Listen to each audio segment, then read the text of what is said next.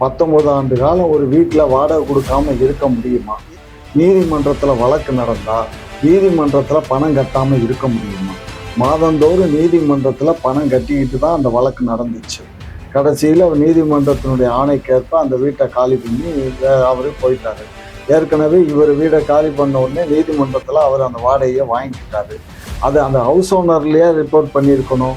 இவர் யார்? இவருடைய வீடா? அது பினாமி வீடா? அப்படியே பினாமி வீடா இருந்தாலும் கோர்ட்டில் பணம் இருக்குல்ல, போய் அது மாதம் அவர் கட்டின 2500 ரூபாய் இருக்கு.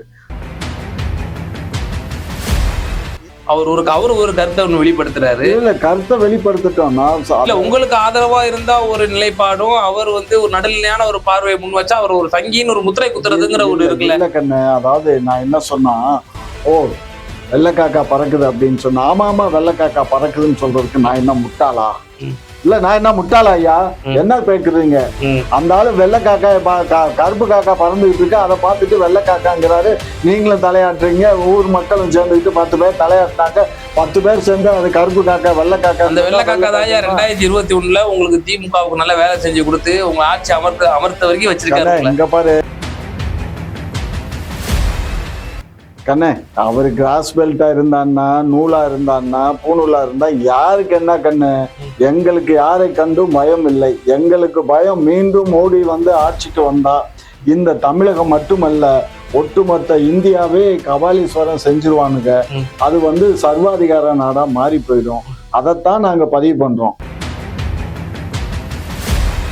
உண்டாகலையா? மக்கள் மத்தியில ஒரு அதிருப்தி ஏற்படுத்தலையா? மீண்டும் மோடி அவர்களை தான் எங்களோட பிரதமர் அப்படின்னு சொல்லி மக்கள் அவர் ஆதரிக்கிறாங்க. காரணம் என்னன்னா, இவனுங்க எல்லாமே இப்ப இந்த ராமர் கோயில் ஒண்ணு தெரியுமா உங்களுக்கு? ஆமா, கேள்விப்பட்டீங்களா? அங்க என்ன கோவில் இருந்தது? ஏற்கனவே மசூதி இருந்தது.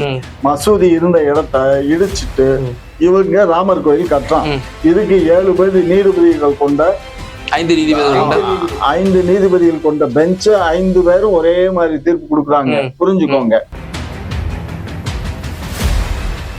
மேற்பட்ட கோடிகள் வாங்கிருக்கீங்க நீங்க தனியார் முதலாளிகள்கிட்ட அப்படின்னு சொல்லி பரபரப்பா பேச பாருக்கண்ண. இதெல்லாம் நீங்க பேசக்கூடிய இந்த சிந்து மூற்ற வேலைகள், எங்களுடைய திராவிட மாடல் அரசை நீங்கள் கழுவி ஊத்துவதை எல்லாம் நிறுத்தி கொள்ளுங்கள். மாலை அணிவித்து விட்டு நின்று கொண்டிருந்த திரு வைகோ அவர்களை தாக்க முற்பட்டது. அன்றைக்கு வைகோ அவர்கள் கண்ணீர் விட்டதெல்லாம் என் கண் முன்னே இன்னும் காட்சியை படுத்தப்பட்டு இருக்கு. சரியா? அந்த அளவுக்கு திரு வைகோ அவர்களை அன்றைக்கு அசிங்கப்படுத்தி கேவலப்படுத்தி அந்த இடத்துல இருந்து அப்புறப்படுத்தப்பட்டார். இப்ப வளர்ந்துட்டார்ல சார் அவரு, அதனால எதுக்கு இவங்களெல்லாம் போட்டு விமர்சிச்சுக்கிட்டு?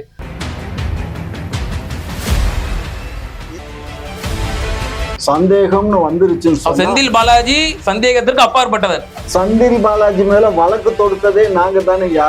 என்ன பேச என்னையா இது? முன்னுக்கு பின் என்ன முன்னுக்கு பின்? எவ்வளவு அவருடைய குற்றம் செயல் எவ்வளவு என்ன பண்ணாரு அவரு? இங்க பாரு கண்ண,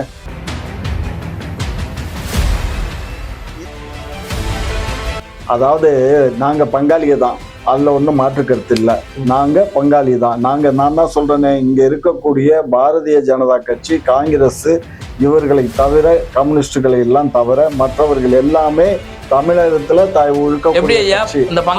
அந்த பங்காளி எப்படி ஐயா? நம்ம ஆட்சி வர்றதுக்கு முன்னாடி எஸ்பி வேலுமணி அவர்கள் கண்டிப்பா உள்ள போயிருவாரு. குக்கு செய்திகள் நேயர்களுக்கு வணக்கம். இன்றைக்கு நம்ம கூட சமகால அரசியல் சூழ்நிலை குறித்து பேச இணைஞ்சிருக்கும் சிறப்பு விருந்தினர், தமிழ்நாடு நாயுடு பேரவையின் தலைவரும் திமுகவின் மூத்த முன்னோடியுமான முனைவர் காமாட்சி ஐயா தான் இணைஞ்சிருக்காங்க. வணக்கம். வணக்கங்க. ஐயா, நாம் தமிழர் கட்சி செந்தமிழ் சீமான் அவரை பத்தி பிஜேபி தலைவர் திரு ஹெச் ராஜா கடுமையா விமர்சிச்சிருக்காரு. கிட்டத்தட்ட 19 வருஷம் வாடகை தரல, சீமான் பணத்துக்காக மாறக்கூடிய ஒரு ஆள் சொல்லிட்டு கடுமையா விமர்சிச்சிருக்காரு. இதை நீங்க எப்படி ஐயா பாக்குறீங்க? ஹெச் ராஜாவை சீமானை காட்டிலும் அதிகமா எனக்கு ஹெச் ராஜாவோடு பழக்கம் உண்டு. ஏன்னா நாங்க 2 பேரும் பக்கத்து அறையில் இருந்துதான் பாரதிய ஜனதா கட்சியில பிரயாணம் பண்ணிக்கிட்டு இருந்தோம். பட் ஆனா ஹெச் ராஜா ஒரு சுயநலம் இல்லாத மனிதராக தான் இருந்தாரு. ஆனா இப்ப காலம் ஆக ஆக, வயதாக ஆக அவருக்கு என்ன பேசுறோங்கிறதே தெரியாம பேசுறாரு. 19 ஆண்டு காலம் ஒரு வீட்டில் வாடகை கொடுக்காம இருக்க முடியுமா? நீதிமன்றத்தில் வழக்கு நடந்தா நீதிமன்றத்தில் பணம் கட்டாம இருக்க முடியுமா? மாதந்தோறும் நீதிமன்றத்துல பணம் கட்டிக்கிட்டு தான் அந்த வழக்கு நடந்துச்சு. கடைசியில நீதிமன்றத்தினுடைய ஆணைக்கேற்ப அந்த வீட்டை காலி பண்ணி அவரு போயிட்டாரு. ஏற்கனவே இவர் வீடை காலி பண்ண உடனே நீதிமன்றத்துல அவர் அந்த வாடகையை வாங்கிக்கிட்டாரு. அது அந்த ஹவுஸ் ஓனர்லயே ரிப்போர்ட் பண்ணியிருக்கணும். இவர் யார், இவருடைய வீடா, அது பினாமி வீடா? அப்படியே பினாமி வீடா இருந்தாலும் கோர்ட்ல பணம் இருக்குல்ல, போய் அதை மாதம் அவர் கட்டின 2500 ரூபாய் இருக்கு, அதை வாங்கிக்க சொல்லுங்க. சும்மா இது வாய் புளிச்சதோ மாங்காய் புளிச்சதோன்னு இந்த மாதிரி தவறான செய்திகளை பொதுமக்கள் மத்தியில பரப்புறது தவறானது. எப்பயுமே பாரதிய ஜனதா கட்சி இதே வேலையை தான் கையில் எடுப்பாங்க. டாப் டு பாட்டம் வரலையும் பொய் பேசுறதுதான் அவங்களுடைய தலையாய கடமையா வச்சுக்கிட்டு தான் அவங்க பொய்க்கு தான் உருவம் கொடுத்து அதை உருவத்துக்கு கை காலெல்லாம் கொடுத்து அவங்க நடக்க விட்டுடுவாங்க. இதுதான் இன்றைக்கு பாரத தேசத்துல நடந்துகிட்டு இருக்கக்கூடிய ஒரு இழிவான அரசியல் சூழல். இப்போ பரபரப்பா கூட்டணி பேச்சுவார்த்தைகள்லாம் நடந்துட்டு இருக்கிறது பாக்குறோம். ஒரு பக்கம் திமுக, இன்னொரு பக்கம் அண்ணா திமுக, இன்னொரு பக்கம் பாரதிய ஜனதா கட்சி அவங்க தலைமையில ஒரு கூட்டணி அமைச்சு அவங்க நடந்துட்டு இருக்கு பேச்சுவார்த்தைகள். இதுல இவ பாட்டாளி மக்கள் கட்சியோட ரோல் மிகவும் கேள்விக்குறியாவே இருக்கு. நம்ம பாக்குறோம் இப்போ பிரதமர் அவர்கள் இன்னும் 27ஆம் தேதி வர இருக்கிறாரு நம்ம தமிழ்நாட்டுக்கு. எண்மண் எண் மக்களோட அந்த நிறைவு விழாவை நடத்த இருக்கிறாரு. சோ அது மேடையில பங்கேற்பாரா? அப்படி ராமதாஸ் அவர்கள் அந்த மேடையில ஏறி பிரதமர் அவர்களோட அது பங்கேற்பாராங்கிற ஒரு செய்தி எழும்பிருக்கு. இதே சமயத்துல அண்ணா திமுக அவங்களுடைய கூட்டணியிலேயே 6 சீட்டு பிளஸ் ஒரு ராஜ்யசபா எம்பியை கொடுப்பதாகவும் ஒரு போயிட்டு இருக்கு. இது எப்படி பாக்குறீங்க இந்த சூழ்நிலைய? இல்லப்பா, அங்க 6 சீட்டும் ஒரு ராஜ்யசபா முடிஞ்சதா தானே இப்ப செய்திகள் வந்துகிட்டு இருக்கு. முடிஞ்சு போச்சு, அலைன்ஸ் முடிஞ்சிச்சுன்னு தான் வருது. ஆனா இப்ப செய்திகள்ல இப்ப என்ன வருதுன்னு பாக்கணும், பாரதிய ஜனதா மேடையில அவர் ஏறி பிரதமர் அவர்களுடைய முன்னிலை அவர் என்டிஏ கூட்டணியில இணைஞ்சிருவாரு அப்படின்ற ஒரு பேச்சும் ஓடிட்டு இருக்கு. அதாவது அதான் நான் தான் சொல்றேனே, பாரதிய ஜனதா கட்சியை பொறுத்த மட்டிலும் அது சும்மா பொய்யான பல்லு பிடுங்கப்பட்ட ஒரு பாம்பு. பல்ல புடுங்கியாச்சு. என்னய்யா எல்லா கருத்து கணிப்பும் வருது, மீண்டும் பிரதமர் மோடி அவர்கள் ஆட்சின்னு சொல்லி அதெல்லாம் வரும். இந்த இவரு கூட பிரசாந்த் கிஷோர் கூட சொல்லியிருக்காரு 10 தொகுதிகள் தமிழ்நாட்டுல ஜெயிக்கும். அவர் இல்ல 10ல இருந்து 15% வாக்குகள் கூடும் அப்படின்னு சொன்னாரு. சொல்லியிருக்காரு. நேற்றுக்கு 10 தொகுதிகள்ல வெற்றி வாய்ப்பு இருக்கு அப்படின்னு பேசியிருக்காரு. இது அவங்க எப்பயுமே தவறான செய்திகளை பதிவு பண்றது பரப்புறதுல கைவிட்ட வாங்கி. ஏற்கனவே அவங்க 4 எம்எல்ஏ இருக்காங்க, மேலும் ஏற்கனவே கன்னியாகுமரியில ஜெயிச்சிருக்காங்க. பிரசாந்த் கிஷோர் தான் திமுகவுக்கு வேலை பார்த்திருக்காரு. இந்த முறை ஜெயிக்கவும் வச்சிருக்காரு. அதை நீங்க எப்படி? பிரசாந்த் கிஷோரை பத்தி நான் இப்ப தவறா சொல்லல. அவர் அவருக்கு கொடுக்கப்பட்ட வேலையை அவர் செய்யறாரு. வேலை பார்க்கறது கூலியை கொடுத்தோம், கூலிக்காக வேலை பார்த்தாரு. இப்ப அவங்க கூலி கொடுக்குறாங்க, அதுக்காக அவங்களுக்காக வேலை பார்த்துட்டு இருக்காரு. ஆனா அவர் நான் இப்ப அந்த இது கருத்து கணிப்போ எதுவோ நான் அவங்கள்ட்ட வேலை செய்யல, இது என்னுடைய தனிப்பட்ட முறையில என்னுடைய சொல்லாக இதை நான் சொல்றேன் அப்படின்னு தான் சொல்றாரு. இப்ப அவங்களுக்கு நான் வேலை பார்க்கலைங்கிறத பதிவு பண்றாரு. பதிவு பண்ணிட்டு இதை சொல்றாரு. எது எப்படி பிரசாந்த் கிஷோர் தமிழ்நாட்டினுடைய எஜமானர் கிடையாது, புரியுதா? இங்க இருக்கக்கூடிய ஒவ்வொரு குடிமகனும் தான் வாக்களிக்கக்கூடிய. இல்லையா, இப்ப நீங்க ஏன் அவருக்கே முத்திர குத்துறீங்க? அவர் ஒரு சங்கிங்கிற மாதிரி அவரு ஒரு கருத்தை ஒண்ணு வெளிப்படுத்துறாரு. இல்ல, கருத்தை வெளிப்படுத்திட்டோம்னா உங்களுக்கு ஆதரவா இருந்தா ஒரு நிலைப்பாடும், அவர் ஒரு நடுநிலையான ஒரு பார்வையை முன் வச்சா அவர் ஒரு சங்கின்னு ஒரு முத்திரை குத்துறதுங்கிற ஒரு இருக்குல்ல. இல்ல கண்ணு, அதாவது நான் என்ன சொன்னா, வெள்ளைக்காக்கா பறக்குது அப்படின்னு சொன்னா, ஆமா வெள்ளைக்காக்கா பறக்குதுன்னு சொல்றதுக்கு நான் என்ன முட்டாளா? இல்ல, நான் என்ன முட்டாளா ஐயா? என்ன பேக்குறீங்க? அந்த ஆளு வெள்ளை காக்கா கருப்பு காக்கா பறந்துகிட்டு இருக்கு, அதை பார்த்துட்டு வெள்ளை காக்காங்கிறாரு. நீங்களும் தலையாட்டுறீங்க, ஊர் மக்களும் சேர்ந்துக்கிட்டு 10 பேர் தலையாட்டினாக்க 10 பேர் சேர்ந்து அது கருப்பு காக்கா வெள்ளை காக்கா. அந்த வெள்ளை காக்கா தான் 2021 உங்களுக்கு திமுகவுக்கு நல்ல வேலை செஞ்சு கொடுத்து உங்க ஆட்சி அமர்த்த வரைக்கும் வச்சிருக்காரு. இங்க பாரு, அது எங்களுடைய வேலையை நாங்க எந்த மாதிரி வேலை பண்ணணும்னு போட்டு கொடுத்தோமோ அஜெண்டா, அந்த வேலையை தான் அவரு பண்ணாரு. அவரு தனிப்பட்ட முறையில பண்றதுக்கு அவருக்கு நாங்க உடல். அப்பா அன்னைக்கு கூட அந்த பீகாரி தான் உங்களுக்கு உதவி செஞ்சிருக்காரு. ஐயா இங்க பாரு, யாருமே திமுக கடந்த ஒரு 50 வருஷமா 70 வருஷமா கட்சியில இருக்கிறவங்களுக்கு யாருக்கும் எந்த தகுதியும் இல்லாத அதே பீகார்ல இருந்து தான் நீங்க கூப்பிட்டு உங்களோட கட்சியை வலுப்படுத்திருக்கீங்க. அப்படி எல்லாம் சொல்ல முடியாது. அந்த ஆளு வர்றதுக்கு கூடுதல் தகவல் நீங்க சொல்ற மாதிரி அவர் கிராஸ் பெல்ட் கண்ணே. அவரு கிராஸ் பெல்ட்டா இருந்தான்னா, நூலா இருந்தான்னா, பூநூலா இருந்தா யாருக்கு என்ன கண்ணு? எங்களுக்கு யாரை கண்டும் பயம் இல்லை. எங்களுக்கு பயம் மீண்டும் மோடி ஆட்சிக்கு வந்தா இந்த தமிழகம் மட்டுமல்ல, ஒட்டுமொத்த இந்தியாவே கபாலீஸ்வரம் செஞ்சிருவானுங்க. அது சர்வாதிகார நாடா மாறி போயிடும். அதைத்தான் நாங்க பதிவு பண்றோம். ரெண்டாவது அது இருக்கக்கூடாது. ஏனென்றால் ஒரு அரசு வந்து 10 ஆண்டு காலத்துக்கு மேல ஆட்சியில இருந்தா அவங்க சொல்றதுதான் அவங்க செய்யறதுதான் இப்பயே அப்படித்தான் நடந்துகிட்டு இருக்கு. ஏதாவது பார்லிமெண்ட்ல வந்து கேட்கிற கேள்விக்கு பிரதமர் என்னைக்காவது பதில் சொல்லியிருக்காரா? யோசிச்சு பாருங்க. இல்ல ஏதாவது பிரஸ் இந்தியா அவங்களுடைய அமைச்சர்கள் வந்து பதில் சொல்றாங்க. அமைச்சர் அமைச்சர்கள் தான் பிரஸ் மீட் பண்றாங்கல்ல. அமைச்சர் பிரஸ் மீட் பண்ணாக்கா அப்புறம் எதுக்கு ஒரு பிரதமர்? அமைச்சரே இருக்கலாமே. ஐயா, மறைந்த முன்னாள் முதலமைச்சர் ஜெயலலிதா ஒரு முன்மாதிரியா இருக்காங்க. அவங்க இது வரைக்கும் ஏதாவது பிரஸ் மீட் கொடுத்திருக்காங்களா? இல்ல அவரு அந்த அம்மா பிரஸ் மீட் நிறைய இல்ல 2011 இருந்து 16 வரைக்கும் இருந்தாங்களா? அப்ப கொடுத்திருக்காங்களா? அந்த பீரியட்ல அவங்க கொஞ்சம் உடல்நல சரியில்லாத பீரியடுங்கிறதுனால அவங்க பிரஸ் சந்திக்கல. மற்றபடி அந்த அம்மா பிரஸ் மீட் எல்லாம் அதை துச்சமனை மதிச்சுதான் அந்த அம்மா பதில் சொல்லும். கேட்கிற கேள்விக்கு கரெக்டா டான்னு பதில் சொல்லியிருக்கோம். சரிங்களா? இப்ப பாரதிய ஜனதா கட்சியை பொறுத்த மட்டிலும் மீண்டும் பாரத பிரதமராக வாஜ்பாய் இவர் நம்மளுடைய மோடிஜி வந்தாருன்னா இந்த நாடு சர்வாதிகார நாடா தான் மாறும். ஏன்னா இப்பயே பார்லிமெண்ட்ல என்ன நடக்குது? சர்வாதிகாரம். அவங்களுக்கு வளர்ச்சி பிடிக்கலையா? இந்தியாவோட என்ன வளர்ச்சி? இந்தியால என்ன வளர்ச்சி பண்ணிருக்காங்க? பாரதிய ஜனதாவை வளர்க்கறதா வளர்ச்சியா? ஐயா பாருங்க ஐயா, இப்ப இருக்கிற யூபிஐ பேமெண்ட்ஸ் இப்ப வெளிநாட்டுல கூட அது பரவி இருக்கு. கேஷ்லெஸ் எக்கானமின்னு சொல்றாங்க. அந்த அளவுக்கு மோடிஜி ஒரு பொருளாதார புரட்சி செஞ்சிருக்காரு இல்லையா? ஐயா, பொருளாதார புரட்சி பண்ணவரு 500 ரூபா நோட்டும் 1000 ரூபா நோட்டும் செல்லாதுன்னு சொன்ன போது எத்தனை ஆயிரக்கணக்கான ஜனங்களை கொன்னாரு. எவ்வளவு பேர் கியூல நின்னா ஏடிஎம்லயும் பேங்க் வாசல்லையும் போய் அப்படி எல்லாம் கருப்பு பணத்தை ஒழிக்கிறதுக்கான ஒரு முன்னெடுப்புன்னு சொல்லி அவர் செஞ்சாருல. கருப்பு பணத்தை ஒழிச்சாரா? கருப்பு பணம் எத்தனை போராம் வந்து 95-6% வந்து திரும்ப ரிட்டர்ன் ஆயிடுச்சு அப்படின்னு ரிசர்வ் பேங்க் கவர்னர் அறிக்கை கொடுத்தாங்கல்ல. அப்ப எங்க கருப்பு பணம் எங்க? 4% தான் கருப்பு பணமா? 4%. ஆனா இதெல்லாம் நடந்தும் ஒரு ஃபேக்டரா உண்டாகலையா? மக்கள் மத்தியில ஒரு அதிருப்தி ஏற்படுத்தலையா? மீண்டும் மீண்டும் மோடி அவர்களை தான் எங்களோட பிரதமர் அப்படின்னு சொல்லி மக்கள் வந்து அவர் ஆதரிக்கிறாங்க. காரணம் என்னன்னா இவனுங்க வந்து எல்லாமே இப்ப இந்த ராமர் கோயில் ஒண்ணு தருமா தெரியுமா உங்களுக்கு? ஆமா, கேள்விப்பட்டீங்களா? அங்க என்ன கோவில் இருந்தது? ஏற்கனவே மசூதி இருந்தது. மசூதி இருந்த இடத்த இடிச்சிட்டு இவங்க ராமர் கோயில் கட்டுறான். இதுக்கு 7 நீதிபதிகள் கொண்ட 5 நீதிபதிகள் கொண்ட பெஞ்ச் 5 பேரும் ஒரே மாதிரி தீர்ப்பு கொடுக்குறாங்க. புரிஞ்சுக்கோங்க. அப்ப எந்த அளவுக்கு வந்து இந்த அரசு வந்து அதிகாரத்துல இருக்குங்கிறத புரிஞ்சுக்கோங்க. இப்ப இருக்கு சமீபத்தில் இப்ப எடுத்துக்கிடுவோம் எலக்டோரல் பாண்ட்ஸ். அதுக்கும் 5 நீதிபதிகள் ஒருமித்த கருத்து தான் தீர்ப்பு கொடுத்திருக்காங்க. அப்ப அதுவும் பாஜக தலையிடும். கண்டிப்பா. இதுல என்ன ஐயா, எலக்டோரல் பாண்ட்ஸ் கொண்டு வந்ததே பிஜேபி ஐயா 2018 அதை ஸ்குவாஷ் பண்ணிருக்கியா? அவங்களுக்கு சவுக்கடி கொடுத்திருக்குன்னு சொல்லி இடதுசாரிகள் எல்லாம் சொல்றாங்க.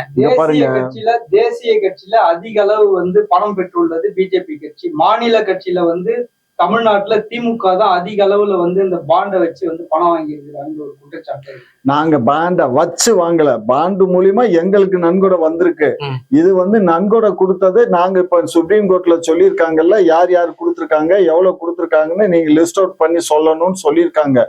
முதல் வேலையா இப்ப நாங்க ஃபைல் பண்ணிட்டோம். சரியா? இப்ப ஏற்கனவே கவர் போயிடுச்சுன்னு நினைக்கிறேன். சீல் பண்ண கவர்ல இதெல்லாம் யார் அங்க நீதிமன்றத்துக்கு தான்.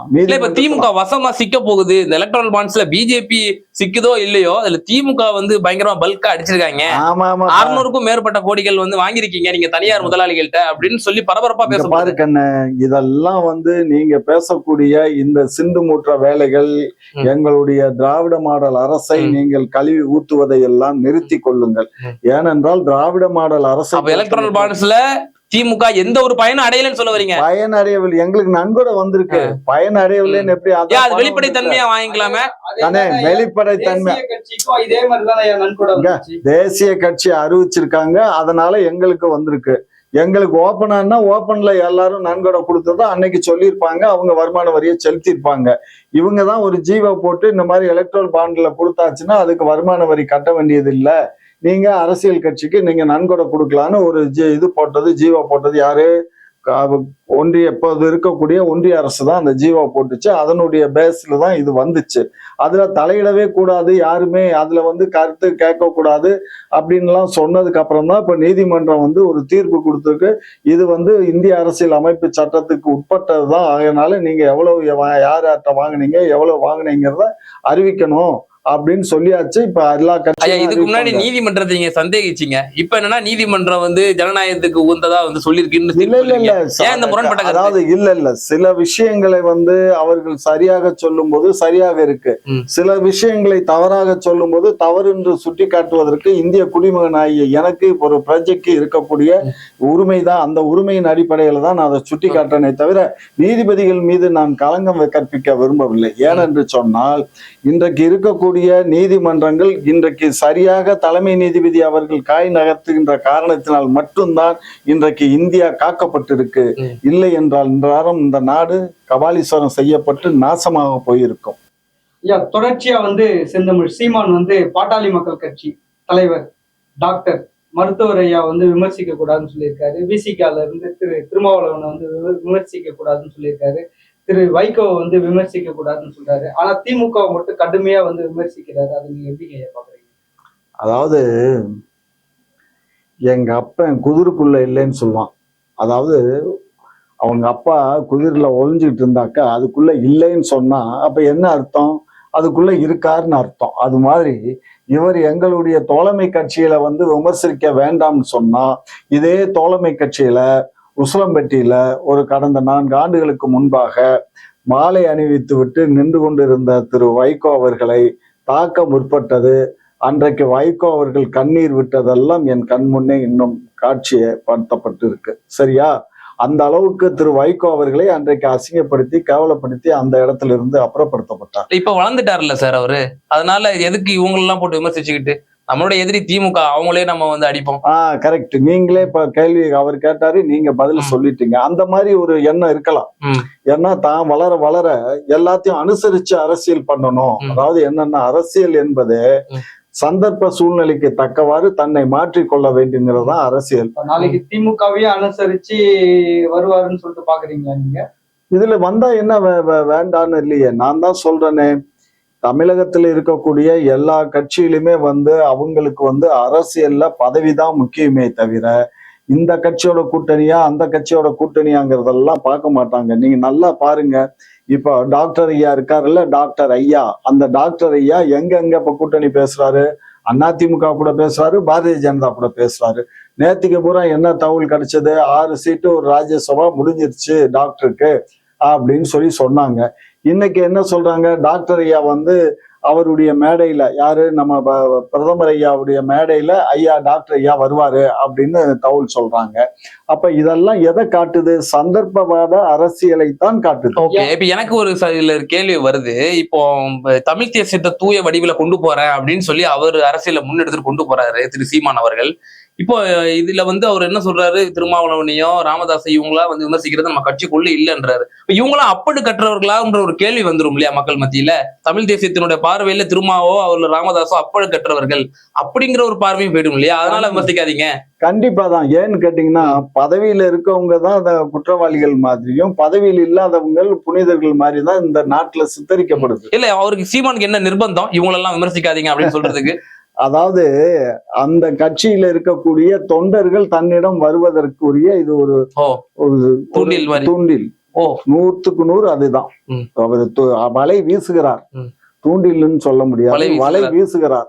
அந்த வலையில் மீனும் வரலாம், முதலையும் வரலாம், மனிதர்களும் வரலாம். இப்போ திமுக அரசுக்கு வந்து பெரிதும் ஒரு அச்சுறுத்தலாக இருக்கக்கூடியது வந்து மாண்புமிகு நீதி அரசர் திரு ஆனந்த் வெங்கடேஷ் அவர்கள் வந்து இன்றைக்கு ஒரு தீர்ப்பை ஒண்ணு வெளியிட்டு இருக்காரு. பெரியசாமி 2008ஆம் ஆண்டு வந்து இந்த வீட்டு வசதி அந்த வாரியத்தை வந்து முறைகேடா அவங்க ஒதுக்கியதால பெரியசாமி அவர்கள் மீது அது போடப்பட்ட அந்த வழக்கு வந்து இன்னைக்கு வந்து அதை அந்த ஸ்குவாஷ் பண்ணியிருக்காரு. பண்ணி இது விசாரணையை அவர் வந்து இந்த வழக்கை அவர் வந்து சந்திச்சுதான் ஆகணும் பெரியசாமி அவர்கள் அப்படின்ற ஒரு தீர்ப்பை ஒண்ணு கொடுத்திருக்காரு. மேலும் டெபாசிட் 1 லட்சம் ரூபாய் கட்டணும், நாளை மறுநாள் கட்டணும்னு சொல்லியும் அது 1 வருடத்துக்குள்ள அந்த விசாரணையை முடிக்கணும் அப்படின்ற மாதிரி உத்தரவு போட்டிருக்காரு.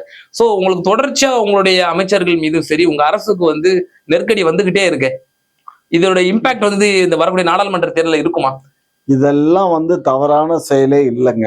அவர் ஒரு நீதிபதி, அவருக்கு எது தவறுன்னு தெரியுதோ அதனால அந்த வழக்கை அவரே முன் வந்து அந்த வழக்கை எடுக்கிறாரு. எடுத்து அந்த வழக்கு வந்து ஓராண்டு காலத்துக்குள்ள விசாரணை பண்ணி தீர்ப்பு வழங்கணும்னு சொல்றாரு. சரிங்களா? அதுக்கு ரெண்டாவது அவர் வந்து அந்த துறையில வந்து ஒதுக்கீடு வந்து தவறான முறையில இருந்ததாக சொல்றாரு. கலைஞர் அவர்களுடைய டிரைவர் அவர்களுக்கு வந்து அந்த முறைகேடா வந்து ஒதுக்கினாங்க. அதுதான் கண்ணு. இப்ப நீங்க இத சொன்னீங்கன்னா இன்னொரு விஷயம் தெரியுமா உங்களுக்கு? முனாதி அவர்கள் சபாநாயகராக இருந்தாங்க. அதுக்கப்புறம் வந்து என்கோஃபர்ட் சேர்மனா இருந்தாங்க. அப்ப ஹவுசிங் போர்டு சேர்மனாவும் வந்தாங்க. ஹவுசிங் போர்டு சேர்மனா வரும்போது அவருக்கு இங்க ஒரு இடம் வந்து ஒரு 2 கிரவுண்ட் இடம் வந்து மேடத்திட்ட சொல்லி மேடம் மூலியமா தான் அந்த இடத்த ஒதுக்கீடு பண்ணாங்க. ஆனா உடனே எதிர்கட்சி எல்லாம் அன்றைக்கு வந்து சட்டமன்றத்துல பேசின உடனே அந்த இதை வந்து இவரே எனக்கு வேண்டாம் அப்படின்னு சொல்லிட்டு அன்னைக்கு முனாதி அவர்கள் வேண்டாம்னு சொல்லிட்டாரு. சரிங்களா? ஆகையினால இப்படி ஏதாவது ஒரு நிகழ்வு மக்கள் மத்தியில இப்ப எப்படி பார்க்கப்படும்? ஏன்னா இப்ப ஏற்கனவே செந்தில் பாலாஜி அவர்கள் இப்போ நீதிமன்ற காவல்ல கிட்டத்தட்ட ஒரு 8-10 மாதங்களா வந்து உள்ள இருக்காரு. பொன்முடி அவர்கள் பதவி இழந்த நிலையில அவருக்கு தண்டனை நிறுத்தப்பட்ட நிலையில இருக்காரு. இப்ப அடுத்த அமைச்சர் இப்ப இவரும் வந்து இப்போ பலிகடா ஆக போறாரா? அப்ப மக்கள் மத்தியில வந்து 12 அமைச்சர்கள் வந்து உள்ள போறதா வந்து மிகப்பெரிய சர்ச்சையா இப்ப வரைக்கும் அதாவது தொடர்ந்து அண்ணாமலையே சொல்லிட்டு வர்றாரு. அண்ணாமலை சொல்லுவார் சார், அவர் வந்து நான் தான் அவர் தான் சார் பிரதான எதிர்கட்சியா செயல்பட்டு இருக்காரு. அவரு பிரதான எதிர்கட்சி இல்லைங்க. எத்தனை சட்டமன்ற உறுப்பினர் வச்சிருக்காரு? 4 சட்டமன்ற உறுப்பினர் வச்சிருக்காங்க. 4 சட்டமன்றம்னா அவருக்கு என்ன இருக்கு? எடப்பாடி பழனிசாமி எடப்பாடிக்கு என்ன இருந்தாலும் அவர் ஆராசா பேசுனதுக்கு 2 வாரம் கழிச்சுல அவர் ஒரு மீட்டிங் போட்டு கண்டனம் பேரு அப்படியெல்லாம் சொல்லாதீங்க. அவர் எடுத்தோம் கவிழ்த்தோன்னு பதவியில இருக்கும் போது எதையும் பார்த்து பதவிசா தான் பண்ண முடியும். பதவியில இல்லாதவங்க தான் எதை வேணாலும் எப்படி வேணாலும் பண்ணலாம், எதை வேணாலும் செய்யலாங்கிற எண்ணம் வரும். அண்ணாமலை வந்து சொல்றாரு அதிமுகவும் திமுகவும் பங்காளி கட்சின்னு சொல்லிட்டு கடுமையா வந்து ஒரு விமர்சனத்தை வைக்கிறாரு. அதாவது நாங்க பங்காளிக தான், அதுல ஒண்ணும் மாற்று கருத்து இல்ல. நாங்க பங்காளி தான். நான் தான் சொல்றேனே, இங்க இருக்கக்கூடிய பாரதிய ஜனதா கட்சி, காங்கிரஸ் இவர்களை தவிர, கம்யூனிஸ்டுகளை எல்லாம் தவிர மற்றவர்கள் எல்லாமே தமிழகத்துல எப்படி ஐயா அந்த பங்காளி எப்படி ஐயா நம்ம ஆட்சி வர்றதுக்கு முன்னாடி SP வேலுமணி அவர்கள் கண்டிப்பா உள்ள போயிருவாரு. ஊழல் வழக்குல நாங்க போடப்பட்டு அவர் கண்டிப்பா உள்ள போயிருவாரு. ஆட்சிக்கு வந்த பிறகு அவர் மீது எந்த ஒரு நடவடிக்கையும் இல்ல. அந்த மாதிரி ஐயா இருங்கய்யா. திமுக எதுல இருந்து வந்துச்சு? அண்ணா திமுக எந்த கட்சியில இருந்து உருவாச்சு? திராவிட முன்னேற்ற கழகம். திராவிட முன்னேற்ற கழகத்துல இருந்து வந்துச்சு. இதே திராவிட முன்னேற்ற கழகத்துல தீய சக்தி திமுக விமர்சிச்சாங்க முந்தைய தலைவர்கள். பாருங்க, தீய சக்திங்கிறது வந்து அரசியல் விமர்சனங்கிறது அப்போதைக்கு தேர்தலுக்காக பண்ணக்கூடிய விமர்சனங்கள். அதுக்காக அதேதான் அவரே தம்பிய சொல்றாரு. அப்போதைக்கப்ப இது என்ன தெரியுமா? டிஸ்போசபிள் பேப்பர், அவ்வளவுதான். அப்போ 2 பேரும் கூட்டு கலவாணிங்கிற மக்கள் மத்தியில ஒரு பார்க்கப்படாது. இல்ல அது அப்படியெல்லாம் கிடையவே கிடையாது. என்றைக்கு வந்து ஒரு காலத்துல வந்து நாங்கெல்லாம் இருந்து அப்ப பேசுனதான் அதெல்லாம் நிறைய பேருக்கு தெரியாது. முன்னாள் அமைச்சர்கள் மீதான நடவடிக்கைகள் என்ன அப்படின்ற ஒரு கேள்வியும் வந்துரும். அப்ப நீங்க ஆட்டோமேட்டிக்கா மக்கள் என்ன பாப்பாங்க?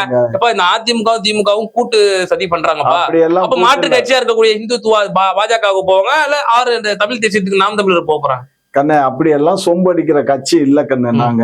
நாங்களும் அப்படி சொம்படிக்க மாட்டோம். அதிமுகவும் அப்படி ஆள் இல்ல. நீங்க சொம்படிக்கலங்க ஐயா. வெள்ளக்கொடை எடுத்துன்னு போனது எல்லாருக்கும் தெரியும். கருப்பு பலூன் விட்டது எல்லாருக்கும் தெரியும். நாளைக்கே வந்து பிஜேபி கூட வந்து திமுக போவாதுன்னு உங்களால சொல்ல முடியுமா? 100க்கு 100 சொல்ல முடியும். 100க்கு 100 நாங்க திமுக கூட ஒட்டும் இல்ல, உறவும் இல்ல. வருங்காலத்துல எந்த காலத்திலயும் இனிமே திமுகங்கிற கட்சி நாங்க ஆட்சியில இல்லாது போனாலும் கூட அவங்களுடைய கூட்டணிங்கிறது அவங்களோட 99ல இதெல்லாம் எதிர்பார்த்தோம் ஐயா. 99 கலைஞர் அவர்கள் பாரு, அந்த ஆளுமை, கலைஞருங்கிற ஆளுமை வந்து அவருடைய சமகால நண்பருங்கிறதுனால அன்றைக்கு வாஜ்பாய்க்கு அவர் ஆதரவு கொடுத்தார். With condition. 3 கண்டிஷன் பேர்ல தான். அந்த கண்டிஷன் படி அவங்க நடந்தாங்களா? அந்த கண்டிஷன் பேர்ல நடந்தாங்க. கடைசியில நடக்க தவறுன இல்ல கண்ணு. கடைசியில 6 மாத காலம் இருக்கும்போது அந்த கண்டிஷன்ல தவறுனதுனாலதான் நாம அமைச்சர்கள்லாம் ராஜினாமா பண்ண இருக்கோம். ஆமா, என்ன கடைசி 6 மாசத்துல என்ன ஐயாது? அதாவது 6 மாதம் எவ்வளவு வன்முறை சம்பவங்கள் அதெல்லாம் கண்டிச்சுதான் கண்ணு. நீங்க திராவிட கழகம் போல ஒரு சமூக சேவைக்கான இயக்கம்னு சொன்னாரு RSS. கண்ணே, அன்றைக்கு இருந்த RSS அதைத்தான் பண்ணாங்க. குஜராத்ல நடந்த பூகம்பத்திலையும் சரி, நிறைய பிளாக் நோயில மனிதர்கள் சாகும் போதும் சரி, அவர்களுடைய பங்களிப்பு மிக கடுமையான பங்களிப்பா தான் இருந்தது. அதெல்லாம் மனசுல வச்சுதான் ஐயா அவங்க சொன்னாங்க. அதுக்கப்புறம் வர வர வர கழுத தேஞ்சு கட்டரும்பு மாதிரி அவருடைய கொள்கையும் அவங்களுடைய சித்தாந்தமும் மாறி மாறி வந்துருச்சு. நாக்பூர்ல இருக்கக்கூடிய அந்த அந்த அவர்கள் சொல்லுகின்றதை கேட்டுக்கொண்டு செயல்படக்கூடிய செயல்பாடுகள்னாலதான் அது நின்று போச்சு. திமுகவை மதிமுக தலைவர் வைகோ மாதிரி யாரும் கடுமையான விமர்சனங்களை இது வரைக்கும் வச்சதில்லை. அப்படியாப்பட்ட திமுகவே இன்னைக்கு வந்து வைகோவோட வந்து கூட்டணியில இருக்கு. அது மாதிரி சொல்ல வரீங்க? அது எங்க புள்ளையா, அப்பனும் புள்ளையும் சண்டை போட்டுக்கிறது இல்லையா? ஏன் நீ என் கூட சண்டை போடுறது இல்லையா? இல்ல நீங்க தான் இப்ப சண்டை போடாம இருக்கீங்களா? சண்டை போட்டீங்கிறதுக்காக அடுத்த டிபேட்ல உட்காந்து பேசாம இருக்குமா? அது மாதிரிதான் அது எங்களுக்குள்ள உள்ளது. அது அப்பம் புள்ள உறவு. அதனால அது இப்ப அவர் அது என்ன சொல்லியிருக்காரு பாத்தீங்களா? துறை வைக்க இதனாலதான் பொதுமக்கள் என்ன சொல்றாங்கன்னா அரசியலுங்கிற ஒரு சாக்கடை அப்படின்றாங்க. அதுல என்ன சந்தேகம்? மக்கள் அரசியல் மயம் படுத்துறது அந்நியப்படுத்துற வேலையை நீங்க செய்றீங்க. அரசியல் என்பது சாக்கடை இல்லைன்னு சொல்லல. ஆனா அந்த சாக்கடையை கிளீன் பண்ற வேலையத்தான் நாங்க பாத்துக்கிட்டு இருக்கோம். தமிழ் தேசியம் பாக்குதுங்க ஐயா. அத தமிழ் தேசியத்துக்கு சீமான் பாக்குறாரு. சீமான் அதை பாக்குறேன்னு சொன்னதுனாலதான் சீமான் வந்து அவருடைய இதெல்லாம் கள ஆய்வுகள் எல்லாம் நான் செய்து பார்க்கும்போது எனக்கு கிடைத்த தகவலினுடைய அடிப்படையில தான் தமிழகத்துல இன்றைக்கு பாரதிய ஜனதா கட்சியோ அல்லது அனைத்து இந்திய அண்ணா திராவிட முன்னேற்ற கழகமோ அவர்கள் இருவரும் வாங்காத வாக்கை இவர் வாங்கி 2ஆம் இடம். அப்ப என்ன சொல்ல வரீங்க அப்படின்னா திமுக என்ற இந்த சாக்கடை செய்யக்கூடிய ஆட்சியில வந்து அவர் சுத்தம் செய்ய வர்றாருன்னு சொல்ல வரீங்க? அவர் சுத்தம் செய்ய வர்றாரோ இல்லையோ, இப்ப ஏற்கனவே இருக்கக்கூடிய இங்கே சீர்கெட்டு போய் இருக்காங்க சில அரசியல் கட்சிகள். அந்த அரசியல் கட்சிகளை அவர் ஒன்றுமில்லாமல் ஆக்கி வர்றாரு. இப்ப திமுகவுடைய ஓட்டு சதவீதம் குறையவே குறையாது கண்ணு. சட்டமன்ற தேர்தலில் நாங்க வந்த ஓட்டு அதை காட்டிலும் இப்ப அதிகமான ஓட்டு வித்தியாசம். பிரசாந்த் கிஷோர் சொல்றாரு. இங்க பாரு, என்னைக்கோ ஒருத்தன் வந்து ஒரு 5 வருஷத்துக்கு முன்னாடி எங்களுக்கு வேலை 5 வருஷத்துக்கு இல்லையா, வெறும் 2 வருஷம் முன்னாடி தான் எங்களுக்கு அவர் வேலை பார்த்தாருங்கிறதுனால அவர் எங்களுக்கு எஜமானர் இல்ல, புரிஞ்சுக்கோங்க. இருந்தாரு, அப்படி இருந்தாரு, இப்ப வேலைக்கு தான் இருந்தாரு. எதுக்கு எடுத்தாலும் கிராஸ் பெல்ட்ட போயிட்டு வந்து விமர்சிப்பீங்க, இவர் வந்து பிராமின் சொல்லிட்டு விமர்சிப்பீங்க. அதே பிராமின் வந்து உங்களுக்கு தேவைப்படுறதுல தூக்கி நடு மத்தியில உட்கார வச்சுக்கிறீங்க. இங்க பாரு, எங்களுக்கு தேவைன்னா நாங்க எதையும் தான் விட்டு கொடுப்போம். எங்களுக்கு தேவைன்னா எட்டி ஒதுக்கத்தான் செய்வோம். அதே சமயத்துல தமிழ்நாட்டினுடைய நலனுக்கு எவன் கேடு விளைத்தாலும் சரி அவனை எட்டி உதைக்கிறதான் எங்களுடைய முதல் வேலையாக இருக்கும். இப்போ பரபரப்பா அரசியல் வட்டாரத்துல பேசப்படுவது வந்து ஒரு திமுகவினுடைய நிர்வாகி டெல்லியில வந்து கைது செய்யப்பட்டிருக்காங்க 3 பேர். அதுல வந்து கடந்த 3 ஆண்டுகள்ல வந்து 2000 கோடி மதிப்பிலான போதைப் பொருட்களை வந்து வெளிநாட்டுக்கு கடத்தி விட்டுறதாகவும் இப்போ பிடிபட்டிருக்கதாகவும் செய்திகள் வந்த மன்னமா இருக்கு.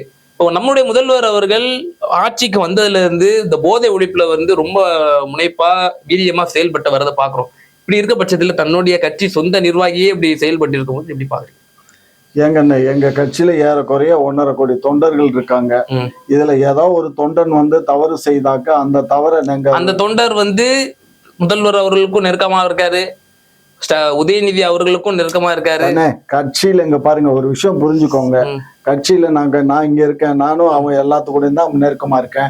அதுக்காக நான் ஒரு தவறு பண்ணேன்னா அது அவங்களுக்கு இந்த கஞ்சாவை கூட அவர் வந்து வெளிநாட்டுகளுக்குள்ள உள்நாட்டிலயும் ஒரு விற்பனை செய்ய வாய்ப்பு இருக்கு. இங்க பாருங்க, அதிகார துஷ்பிரயோகம் பண்றாங்க அப்படின்னு சொல்லி அரசியல் வட்டாரத்துல பேசப்படுது. இதெல்லாம் அரசியல்ல அதான் சொல்றேனே, அரசியல்ல எல்லாமே தண்ணி குடிக்காம பேசக்கூடிய பசங்க. இவங்க பேசுறதுக்கெல்லாம் என்கிட்ட பதில வரவழைக்காதீங்க. அப்படி பேசுறீங்களே, 32 லட்சம் கோடி 32,000 கோடி கிராயின் வந்து தூத்துக்குடி இதுல வந்து நம்ம குஜராத் போர்ட்ல புடிச்சாங்க 3 வருஷத்துக்கு முன்னாடி, 2 வருஷத்துக்கு முன்னாடி. என்னையாச்சு? அந்த கிராயினை வந்து எங்க எடுத்துட்டு போனாங்க, யாருக்கு கொடுத்தாங்க, அதனுடைய இது என்ன டீடைல்ஸ் ஏதாவது தெரியுமா? சொல்லுங்க. நம்ம ஏன் குஜராத்துக்கு போறோம்? நம்ம தமிழ்நாடு ஒப்பிடுவோம். அப்படி சொல்லாதீங்க. நான் என்ன சொல்றேன்னா, இந்தியாங்கிறது ஒட்டுமொத்த ஒரு ஒன்றியம் தான். இல்ல, இப்போ முன்னதாக வந்து இப்போ போதை பொருள் புழங்கக்கூடிய இடம்னு பாத்தீங்கன்னா பஞ்சாப்ல ஒரு பகுதியை சொல்லுவாங்க. ஏன்னா பாகிஸ்தானோட ஒட்டி இருக்கிறதுனால அந்த இடத்த அப்படி சொல்லுவாங்க. இப்போ வந்து போதையினுடைய தலைநகரமா சென்னை மாறிட்டு வருதுன்னு சொல்லி ஒரு வலதுசாரி விமர்சனம் வச்சிருக்காரு. அதாவது அதெல்லாம் வந்து அவன் யாரா இருக்கும் வலதுசாரி நீ சொன்னா பாரதிய ஜனதாக்காரனா இருப்பான். அவன் எங்களை வந்து தூத்தணுங்கிறதுக்காகத்தான் அந்த வார்த்தையை சொல்லுவான். இன்றைக்கு எங்களுடைய தானை தலைவர் மு.க. ஸ்டாலின் அவர்கள் ஆட்சிக்கு வந்ததுக்கு அப்புறம் இந்த கஞ்சாவையும் கள்ளச்சாராத்தையும் ஒழிக்கிறதுல மும்பரமா நாங்க இருக்கோம். 2 நாளைக்கு முன்னாடி குறிப்பா இதுல வந்து கிருத்திகா உதயநிதி அவர்களோட மனைவியை வந்து இந்த விசாரணைக்கு உட்படுத்தணும், இதுல அவங்க குடும்பத்துக்கும் வந்து லிங்க் இருக்கு அப்படின்ற மாதிரி அவர் கொண்டு ரோட்ல போற நாய் ஏதாவது குலைக்குதுங்கிறதுக்காக அந்த நாய் குலைக்கிறதுக்கெல்லாம் நாங்க வந்து செவிமடிச்சுட்டு இருக்கணுமா? சட்டப்பூர்வமா அரசு என்ன செய்யணுமோ அதை செய்யும். அதுக்காக ரோட்ல போறவங்களுக்கெல்லாம் நாங்க பதில் சொல்லிட்டு இருக்க வேண்டிய அவசியம் இல்லை. இப்போ அவரை வந்து ஆஜராக சொல்லிதான் சம்மன் அனுப்பியிருக்காங்க. இன்னும் அந்த ஊர்ஜிதமா சொல்லல. அப்படி இருக்கும் பட்சத்துல ஏன் உடனே அவரை திமுக கட்சியில இருந்து வெளியேற்றணுங்கிற ஒரு கேள்வி இருக்குல்ல. அதாவது அப்ப நீங்களா சந்தேகத்துக்கு ஒரு பழமொழி சொல்லுவான் பாத்தீங்களா, சந்தேகத்துக்கு அப்பாற்பட்ட மனிதனா இருக்கணுங்கிறதா எங்க கட்சியினுடைய நோக்கம். சந்தேகம்னு வந்துருச்சுன்னு சொன்னா செந்தில் பாலாஜி சந்தேகத்திற்கு அப்பாற்பட்டவர். செந்தில் பாலாஜி மேல வழக்கு தொடுத்ததே நாங்க தானேயா. என்ன பேச என்னையா இது முன்னுக்கு பின் பேசு. என்ன முன்னுக்கு பின் எவ்வளவு அவருடைய குற்றம் செயல் எவ்வளவு என்ன பண்ணாரு அவரு. இங்க பாருங்க என்ன, அவர் மீது மொத்தமே 1,27,000 ரூபாய். இல்ல இல்ல, அது நீங்க சொல்றது பொன்முடி அவர்களை இவர் 3 கோடி ரூபாய் லஞ்சம் வாங்கியதாகவும் வேலை வாங்கி தருவதாக அந்த வழக்கு. இல்ல இந்த வழக்கு இப்பருடைய தன்மையினுடைய வழக்கு வந்து 1,12,000 ரூபாய் தான். 1,12,000 தான் இப்ப இருக்க வழக்கு. அந்த பொன்முடி வழக்கு வந்து 1,75 லட்சம். அந்த 1,75 லட்சத்துக்கும் வருமான வரி அவங்க அட்வான்ஸ் டாக்ஸ் பே பண்ணிட்டாங்க. பட் 45 days டிலேயா பே பண்ணிட்டு இருக்காங்க. டிலே அவ்வளவுதான். கணக்கு கொடுத்துட்டாங்க வருமான வரியத்துல, அட்வான்ஸ் டாக்ஸ் பே பண்ணிட்டாங்க. அது 45 நாள் டிலே பண்ணிட்டு இருக்காங்க. அந்த டிலே இப்ப இந்த நிர்வாகியினுடைய இந்த விலகல் பத்தி திமுகவின் நடவடிக்கை பத்தி உங்களுடைய இறுதியான பார்வை?